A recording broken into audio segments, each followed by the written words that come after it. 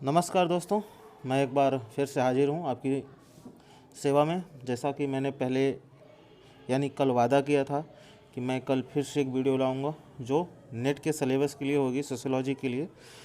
तो वो सिलेबस आ चुका है, ठीक है।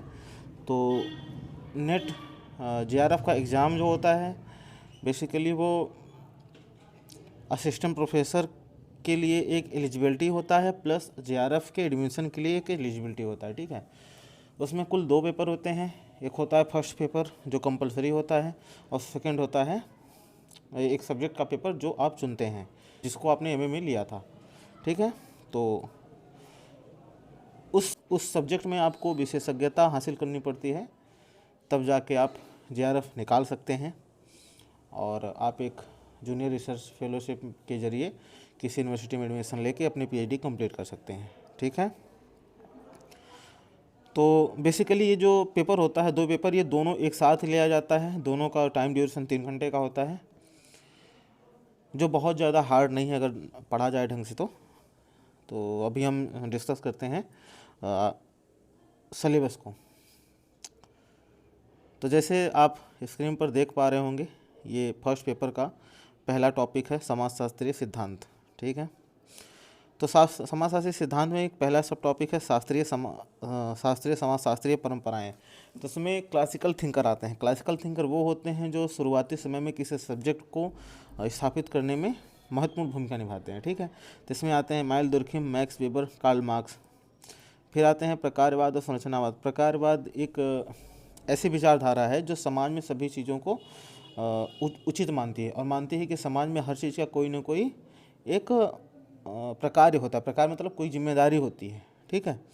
ऐसे ही आता है व्याख्यात्मक परंपराएं, जिसमें बहुत सारे थिंकर हैं। उसके बाद उत्तर आधुनिकतावाद, इसमें भी बहुत सारी चीज़ें हैं और बहुत सारे थिंकर ने बहुत अलग अलग कहा है। फिर लास्ट में आ जाते हैं भारतीय विचारक, जिसमें एम.के. गांधी। यहाँ पर आप महात्मा गांधी का नाम सुन के थोड़े चरज में होंगे, लेकिन ये हैं, इनके विचार वेरी करते हैं सोशियोलॉजी में भी, फिलॉसफी में भी। और उसके बाद अंबेडकर जी हैं, राधा कमल मुखर्जी हैं, जे धुरे हैं, मन श्रीनिवासन हैं, इरादे कर्वे हैं। ये इंडियन थिंकर हैं, ठीक है। उसके बाद आप आ जाएंगे रिसर्च वाली विधियों में कि रिसर्च कैसे की जाती है, क्या क्या विधियां हैं। तो उसको यहाँ पे बताया गया है। जैसे है सामाजिक यथार्थ की संकल्पना में क्या क्या है, विज्ञान का दर्शन है, सामाजिक विज्ञान में वैज्ञानिक पद्धति, ज्ञान मीमांसा क्या है, व्याख्यात्मक परंपराएं क्या है। उसके बाद आ जाता है जैसे ये सामाजिक विज्ञान में वस्तुनिष्ठता, संवेदनशीलता, नैतिकता और राजनीति वगैरह वगैरह, ठीक है। तो फिर आगे जाएंगे तो अनुसंधान डिज़ाइन, मतलब किस प्रकार से डिज़ाइन बनाई जाती है एक रिसर्च की, उस सब के बारे में बताया गया है। फिर और नीचे जाएंगे तो इसमें मात्रात्मक और गुणात्मक तरीके क्या हैं वो बताया गया। जैसे सर्वेक्षण है, ऐतिहासिक विधि है, तुलनात्मक विधि है, ठीक है। और ये टेक्निक है कैसे होती है, सैम्पलिंग, प्रश्नावली, अनुसूची। हालांकि यहाँ पे मैं बताऊंगा तो आपको समझ नहीं आएगा, कुछ भी बता दूं, इसलिए आप लोग घबराएं नहीं इन शब्दों को देखकर। ये शब्द बस दिखाने के लिए शब्द बड़े बड़े हैं। जब आप इनका मतलब समझेंगे, जब आप इनको प्रयोग करेंगे तो बहुत ही छोटे छोटे उनका अर्थ निकलता है। हालांकि उनको याद करना थोड़ा मुश्किल होता है, लेकिन आप जब बार बार चीज़ों को पढ़ेंगे तो चीज़ें याद हो जाएंगी, ठीक है।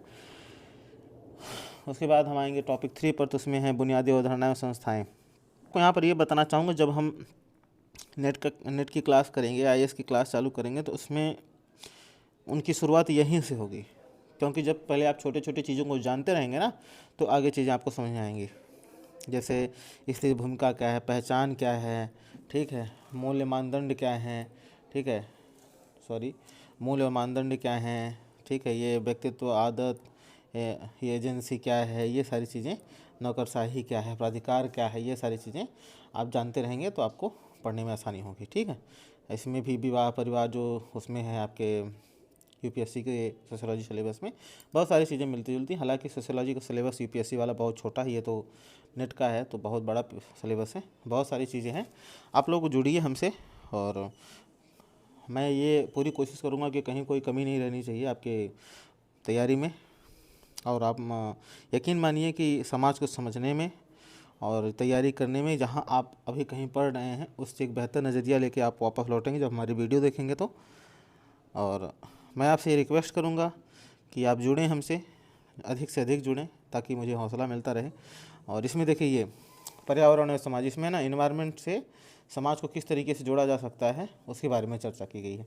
तो बहुत अच्छी और बहुत ही इंटरेस्टिंग वीडियोज होंगी, क्योंकि इसका सिलेबस भी बहुत इंटरेस्टिंग है। ठीक है, तो आप हमसे जुड़िए और मुझे सपोर्ट करिए, ठीक है, ताकि मैं आगे भी तो कंटिन्यू कर सकूं। हालांकि ये वीडियो बनेगी ही बनेगी, पूरा वीडियो बनेगा, उसमें कोई दो राय नहीं है।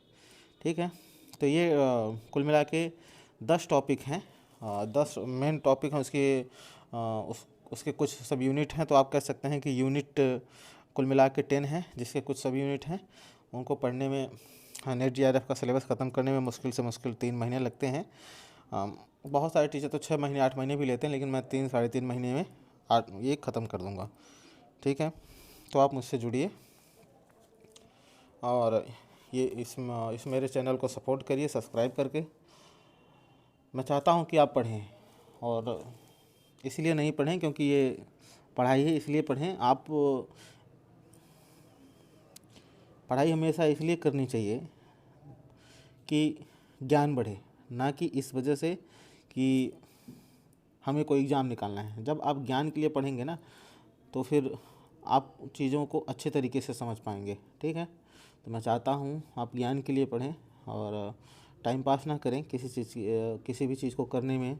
अगर आप कोई निर्णय लेते हैं तो उस निर्णय को लागू करिए अपने ऊपर, और उस पर आज से ही काम चालू कर दीजिए, क्योंकि जितनी देर आप उस काम को मना करेंगे उतनी देर वो काम रुकता रहेगा। ठीक है, तो हम कल से रेगुलर मिलते हैं टॉपिक के साथ और एक अच्छे वीडियो के साथ।